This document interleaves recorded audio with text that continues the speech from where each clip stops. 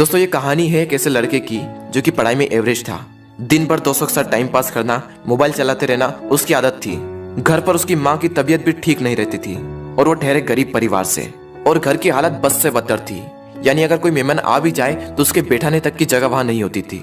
एक बार उसका दोस्त उसे बुलाने के लिए आया कि चल कहीं चलते हैं। तो वो दोस्त पहली बार उसके घर पर आया था तो घर की हालत को देखकर दंग रह गया। तो उसने पूछा, क्या तू यहाँ पर रहता है? बोले हाँ मैं यहाँ पर रहता हूँ। क्या ये तेरा घर है? बोला हाँ ये मेरा घर है भाई। बोला तू ऐसे हालातों में रहता है? बोला हाँ मैं ऐसे हालातों में ही रहता हूँ। क्यों, क्या हुआ?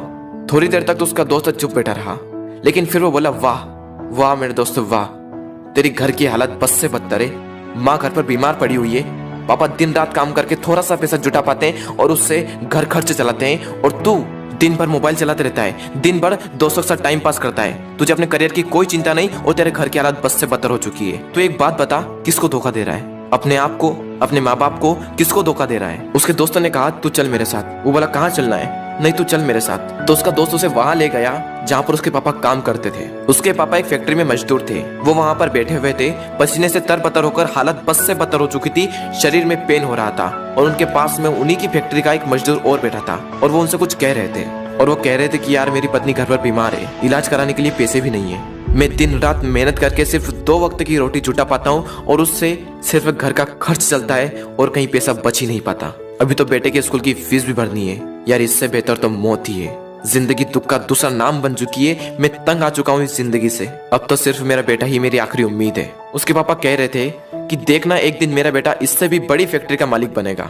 वो लड़का और उसका दोस्त दोनों उस चीज को देख रहे थे और पूरे गौर से सुन रहे थे। तभी उसके दोस्त ने कहा, देख देख कैसे जीते हैं तेरे पापा तेरे से कितनी उम्मीद लगाए बैठे हैं, देख जरा एक बार। लेकिन क्या तुझे लगता है कि इस तरह से तो उनकी उम्मीदों पर खरा उतर पाएगा? एक बार तो अपने पापा की हालत को देख कि कैसे जीते हैं, और एक बार तो अपनी हालत को देख कि तू कैसे जीता है। वो 2 कौड़ी का मोबाइल तेरे पापा से पढ़कर है, वो 2 कौड़ी की लड़कियां जो जिंदगी में सिर्फ कुछ पलों के लिए आती है और फिर चली जाती है, वो तेरे पापा से पढ़कर है। वाह मेरे दोस्त वाह, ये तो सिर्फ कुछ दिनों के लिए आएगी और फिर चली जाएगी। अरे बदल अपने हालातों को। यह सब देखकर और यह सब सुनकर उस लड़के के खून के आंसू टपक गए, और उसने उसी वक्त निश्चय किया कि जिस फैक्ट्री में मेरे पापा काम करते हैं, आने वाले 5 साल के अंदर अंदर इससे भी बड़ी फैक्ट्री का मैं मालिक बनकर दिखाऊंगा।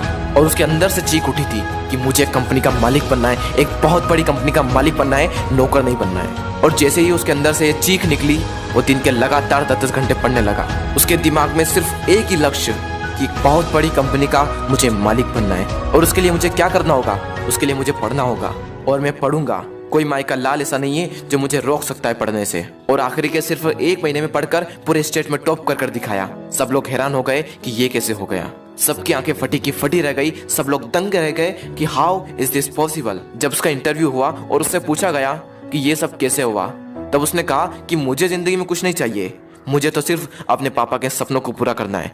मेरे पापा का सपना है कि जिस फैक्ट्री में वो काम करते हैं उससे भी बड़ी फैक्ट्री का एक दिन में मालिक बनकर दिखाऊं। सिर्फ इसी सपने को लेकर मैं इतना पढ़ पाया और अपने प्रदेश में फर्स्ट आ पाया। दोस्तों हो सकता है कि आप इस कहानी की शुरुआती पार्ट को अपने आप से रिलेट कर पाओ। इंडिया में मैक्सिमम लोग या तो मिडिल क्लास फैमिली से बिलोंग करते हैं या फिर पुअर फैमिली से बिलोंग करते हैं। हर बच्चे के पापा बहुत ही संघर्ष करके उसे पढ़ाते हैं। हो सकता है आपके घर की भी यही हालत हो।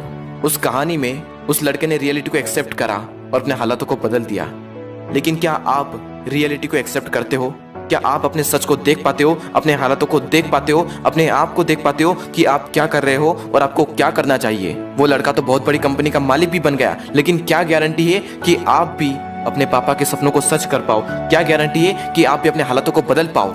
गारंटी है मेरे दोस्त, गारंटी है जब आपके अंदर से एक चीख उठकर आए, आपके अंदर से एक आवाज उठकर आए कि मुझे पढ़ना है, और सिर्फ इसलिए पढ़ना है कि मैं अपने हालातों को बदल पाऊं।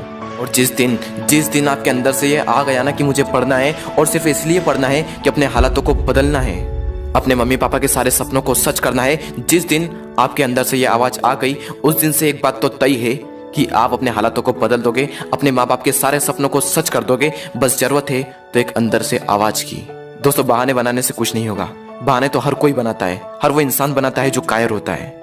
मेरा मन नहीं लगता, मुझे आलस आ रहे हैं, मुझे मैथ्स से टफ लगता है, मुझे साइंस टफ लगता है, मुझे ये टफ लगता है, मुझे वो टफ लगता है। कुछ भी टफ नहीं है। जाकर पूछो उस टॉपर से कि तुझे क्या टफ लगता है, तो हमेशा हमें सिर्फ एक ही चीज सुनने को मिलती है कि पढ़ने वाले के लिए कुछ भी टफ नहीं है।